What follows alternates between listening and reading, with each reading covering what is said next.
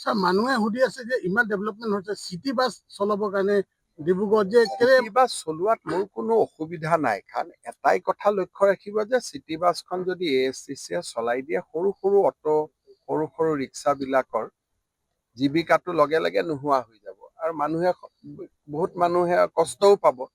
গতিকে ইয়াত আপোনালোকে সিদ্ধান্ত ল'লে গুৱাহাটীৰ দৰে মই CNG ইলেক্ট্ৰিক বাছ চবেই দিব পাৰোঁ, কিন্তু কিছুমান সিদ্ধান্ত মই বাহিৰৰ পৰা আহি লোৱাটো উচিত নহয়। ডিব্ৰুগড়ৰ ৰাইজে ল'লে মোৰ কাৰণে বেছি ভাল। স্যাৰ মানুহে সুধি আছে যে ইমান ডেভেলপমেন্ট হৈছে সিটি বাস চলাবৰ কাৰণে ডিব্ৰুগড় যে চিটি বাছ চলোৱাত মোৰ কোনো অসুবিধা নাই, কাৰণ এটাই কথা লক্ষ্য ৰাখিব যে চিটি বাছখন যদি ASTCয়ে চলাই দিয়ে, সৰু সৰু অটো, সৰু সৰু ৰিক্সাবিলাকৰ জীৱিকাটো লগে লগে নোহোৱা হৈ যাব আৰু বহুত মানুহে কষ্টও পাব। গতিকে ইয়াত আপোনালোকে সিদ্ধান্ত ল'লে গুৱাহাটীৰ দৰে মই CNG ইলেক্ট্ৰিক বাছ চবেই দিব পাৰোঁ, কিন্তু কিছুমান সিদ্ধান্ত মই বাহিৰৰ পৰা আহি লোৱাটো উচিত নহয়।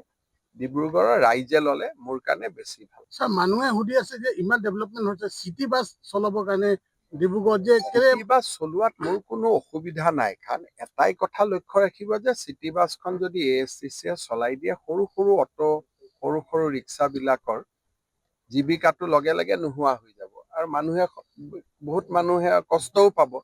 গতিকে ইয়াত আপোনালোকে সিদ্ধান্ত ল'লে গুৱাহাটীৰ দৰে মই CNG ইলেক্ট্ৰিক বাছ চবেই দিব পাৰোঁ, কিন্তু কিছুমান সিদ্ধান্ত মই বাহিৰৰ পৰা আহি লোৱাটো উচিত নহয়।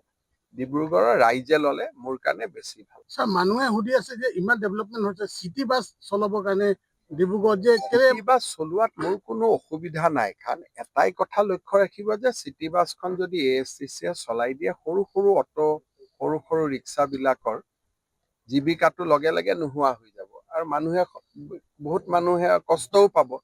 গতিকে ইয়াত আপোনালোকে সিদ্ধান্ত ল'লে গুৱাহাটীৰ দৰে মই CNG ইলেক্ট্ৰিক বাছ চবেই দিব পাৰোঁ, কিন্তু কিছুমান সিদ্ধান্ত মই বাহিৰৰ পৰা আহি লোৱাটো উচিত নহয়।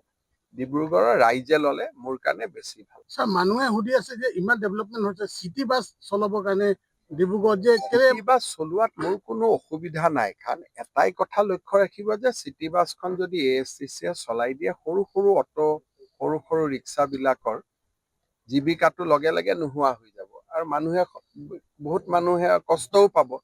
গতিকে ইয়াত আপোনালোকে সিদ্ধান্ত ল'লে গুৱাহাটীৰ দৰে মই CNG ইলেক্ট্ৰিক বাছ চবেই দিব পাৰোঁ, কিন্তু কিছুমান সিদ্ধান্ত মই বাহিৰৰ পৰা আহি লোৱাটো উচিত নহয়।